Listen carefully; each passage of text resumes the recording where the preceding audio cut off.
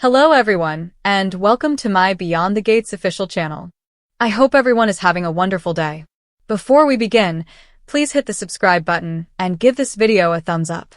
Beyond the Gates hinges on a single, rupturing moment, a scene of profound revelation where Eva, our protagonist whose worldview has been meticulously constructed on a foundation of empirical evidence, scientific rationality, and a steadfast belief in the explicable nature of the universe, finds that foundation not just cracked but utterly vaporized, dissolving into a mist of impossible truths as she stands in the cluttered, book-lined study of Izaiah, the man she thought she knew, the man who had been her mentor, her confidant, and over the past tumultuous year, the fragile, hesitant love of her life, a love that had felt like a hard-won victory against her own guarded nature, and it is in this room, smelling of old paper, polished wood, and the faint, sharp scent of ozone that she could never quite place, that he finally, after months of evasive glances, of conversations that trailed off into cryptic silence,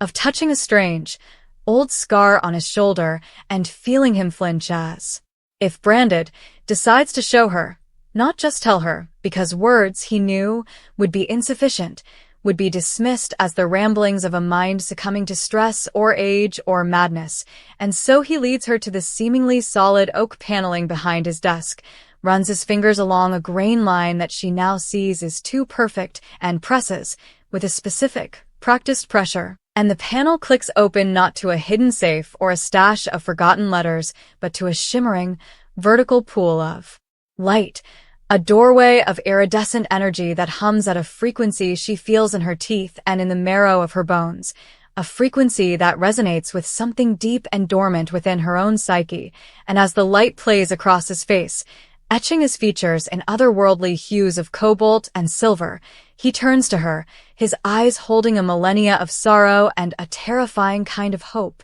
and he says, simply, "I am not from here, Eva. I never have been." And in that sentence, every shared memory reconstitutes itself with a horrifying new clarity, the way he never quite understood colloquialisms, attributing it to a sheltered upbringing, his preternatural calm in crises that would shatter any normal person, his knowledge of celestial patterns that predated telescopes, the strange, geometric scars that mapped his torso like a constellation of old wars fought with unfathomable weapons,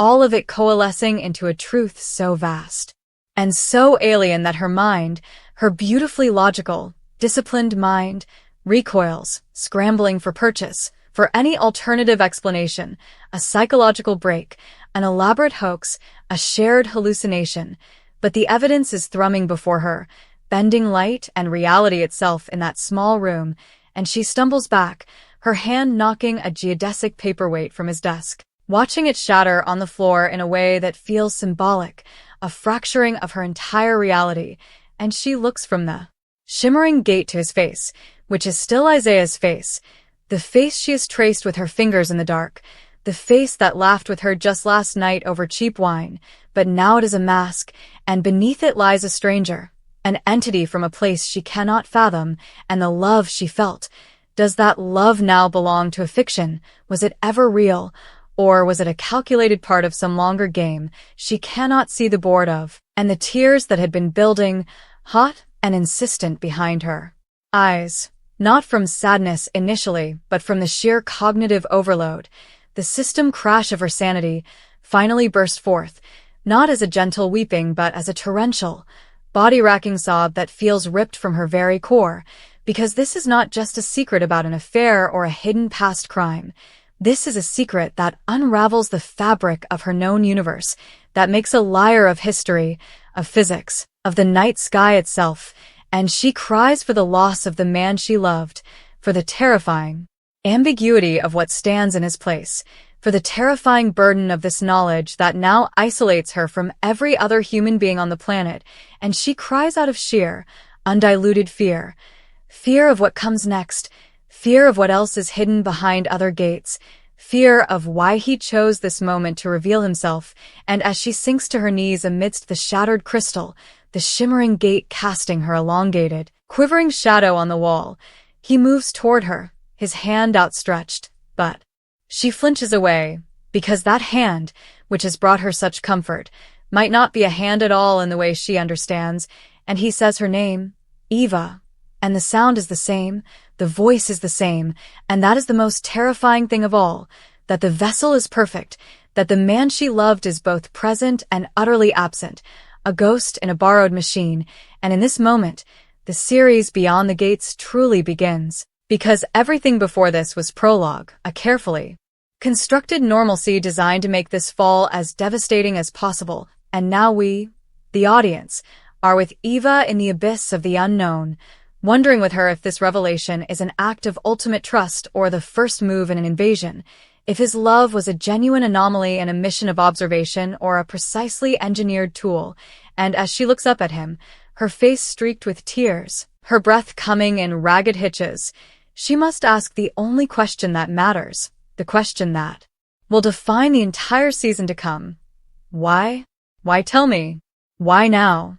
And his answer, when it comes, will either be a lifeline or a sentence, pulling her through that shimmering gate not just into another physical space, but into a conspiracy that spans galaxies, a hidden war fought in the shadows of human history, where ancient gods were visitors, myths were distorted historical records, and humanity is not the pinnacle of creation but a fragile, coveted experiment teetering on a knife's edge between enlightenment and annihilation, and her role, as the one who knows, is no longer that of a bystander or a love interest but that of a key, a catalyst, or a target, and the life she knew, the life of deadlines, coffee breaks, and mundane worries, is gone forever, burned away in the radiant, terrifying light from beyond the gates, a light that promises answers to every mystery humanity has ever pondered, but at a cost that may include her soul, her sanity, and the very future of the world she thought was hers,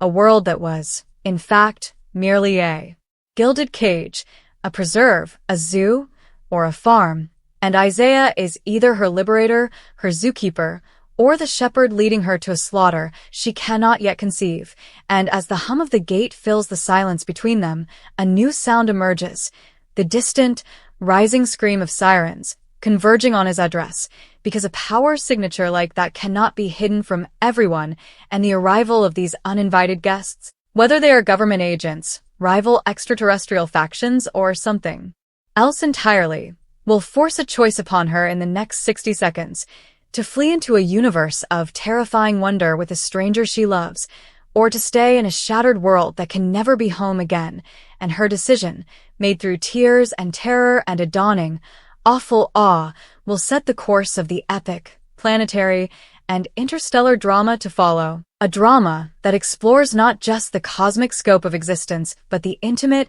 human-scale questions of trust, identity, and what it means to love something that is, in its very essence, other, all born from this single, cataclysmic moment of revelation where Eva burst into tears the moment she learned Isaiah's biggest secret. The world after the tears is a different planet, a different universe entirely, and the aftershocks of that moment in the study radiate out through every facet of Eva's being, a seismic tremor that permanently alters the topography of her soul, because the crying is not an endpoint, but a violent genesis, the painful, messy birth of a new Eva, who must now navigate a reality where the rules have not just been rewritten but burned, the rulebook itself revealed to be a work of deliberate fiction. And as the final, choking sob escapes her lips, a strange, counterintuitive silence descends, thick and heavy, punctuated only by the persistent, alien hum of the gateway,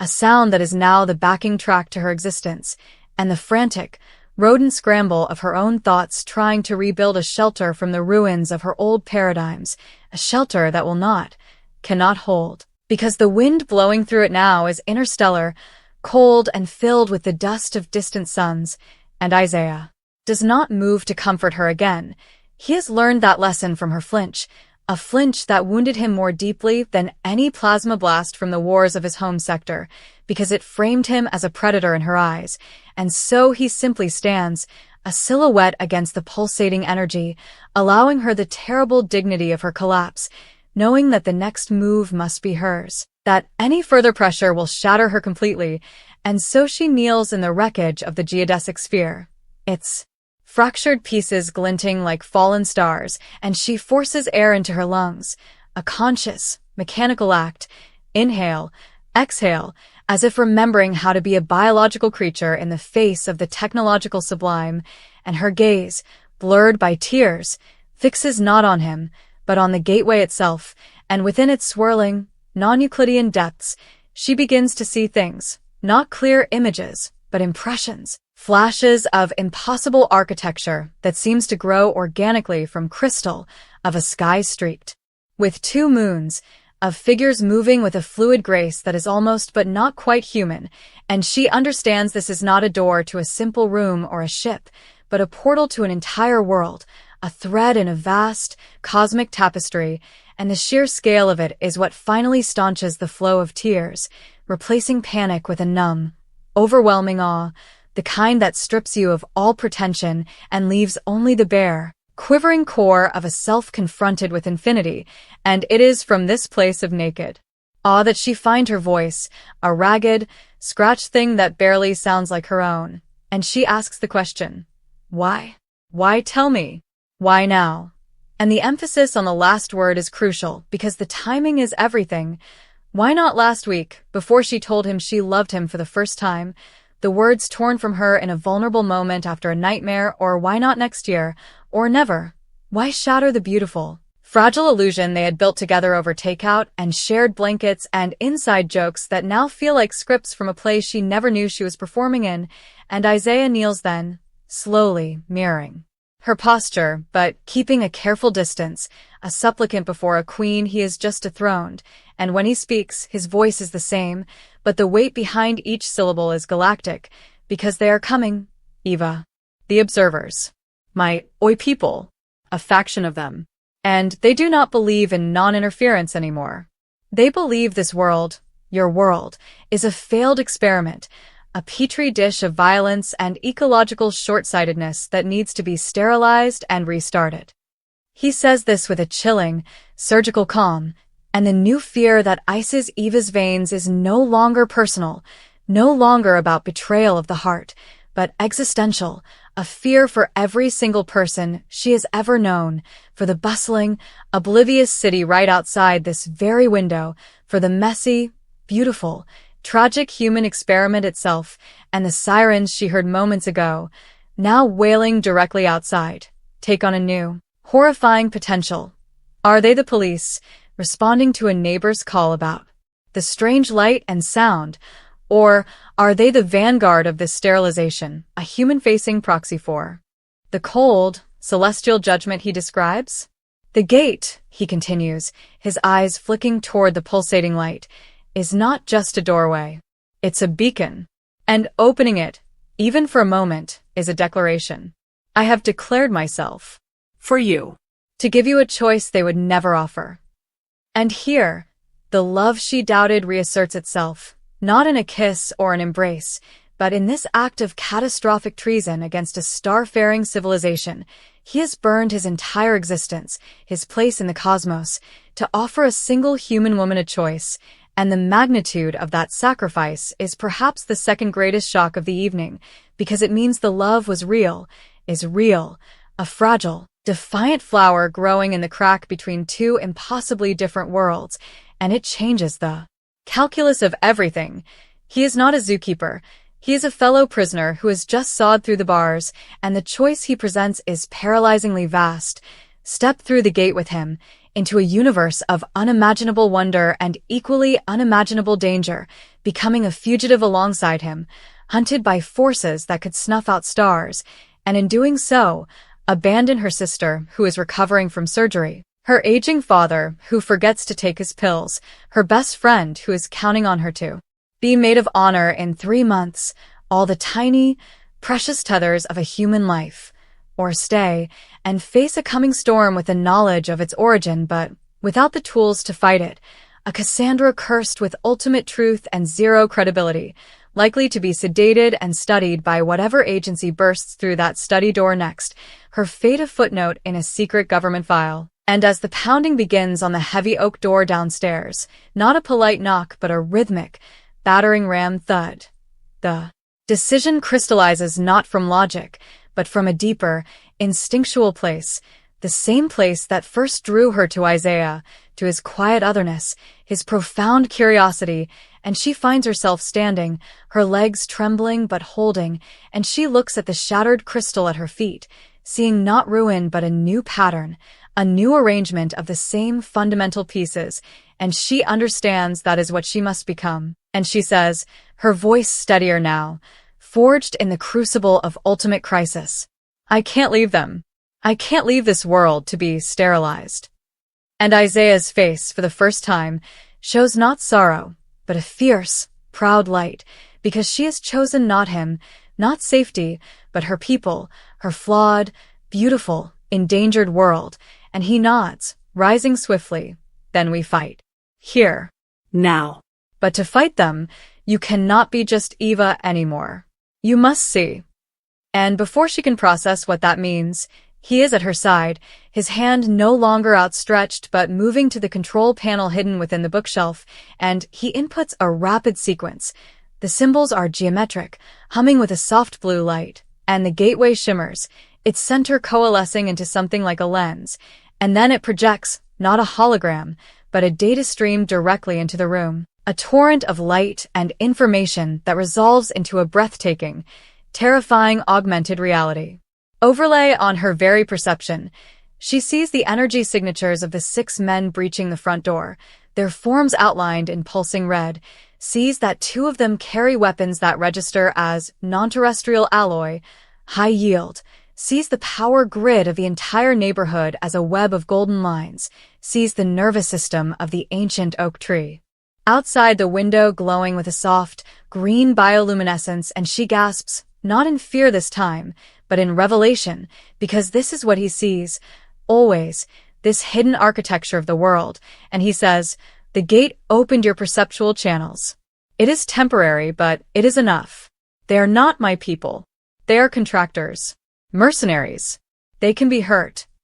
And with that, the study door explodes inward, and the world dissolves into a symphony of chaos and clarified perception, and Eva, guided by an instinct she never knew she possessed, dodges the first searing bolt of energy. It passes so close she feels the static lift the hair on her arm, and in that moment, she is no longer crying, she is seeing, and seeing, for the first time, truly. And the fight that follows is not a graceful ballet but a desperate, messy scramble, yet she moves with a prescience that is terrifying, using the augmented vision to anticipate vectors of attack, to see the weak points in their tactical formation, to spot the power conduit in the wall that Izaiah, with a precisely thrown artifact, shorts out, plunging the hallway into darkness, a darkness her newly adjusted eyes see through as if it were twilight, and together, in a wordless, perfect synergy, they neutralize the 6 intruders not with superior firepower, but with superior understanding, using the environment itself as a weapon, and when the last one falls, stunned by a rewired Tesla coil from Isaiah's collection, the silence returns, heavier now, smelling of ozone and burnt plastic and blood, and Eva stands amidst the fallen, her hands shaking, the augmented vision flickering and fading, leaving the world feeling dull, flat, and desperately ordinary, and she turns to Izaiah and says, "What now?" And he looks at her, his expression a map of exhaustion and unwavering resolve, and he says, "Now we go to war. A secret war. You have seen the gate. You have seen the enemy. There are others like me, Eva. Others who believe in this experiment. We are scattered. We are few. We need someone who can walk in both worlds, who understands the human heart because she has won. We need you." And he gestures to the gateway, which has stabilized back into its calm, swirling pool. This leads to a safe point away station. From there, we can reach others. We can plan. But once we step through, there is no unseeing, no going back to the life you knew. You will be a ghost in your own world, and a pioneer in one you cannot yet imagine. And the choice is there again, but it is different now, for my sister. For my father.